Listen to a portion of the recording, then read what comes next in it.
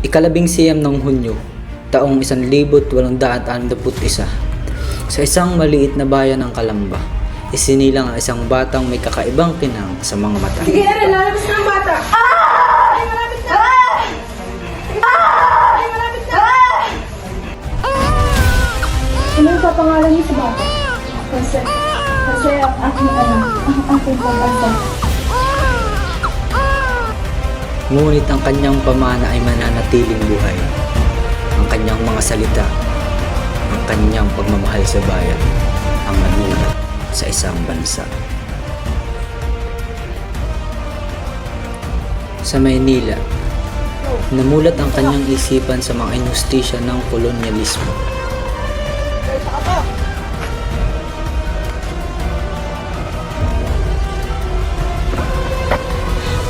Wag po, maawa na po kayo.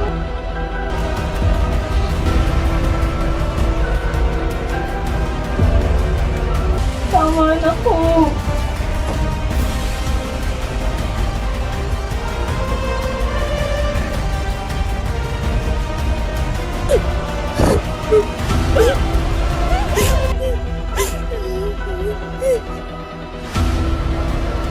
Sa Europa, hinanap niya ang kalayaan at karunungan.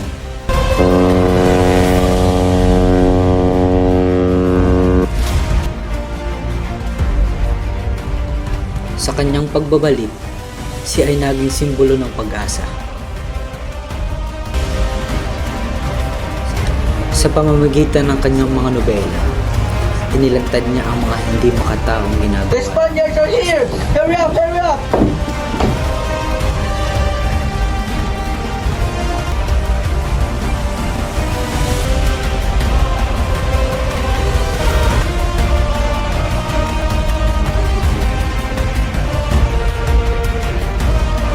Lumuti! Ibisita ka.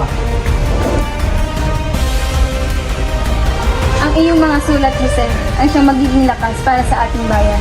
Sana nga. Sa Fort Santiago, naghintay siya sa kanyang kapalaran. Jose, ano ka sa kanya dito? Wala mo kami.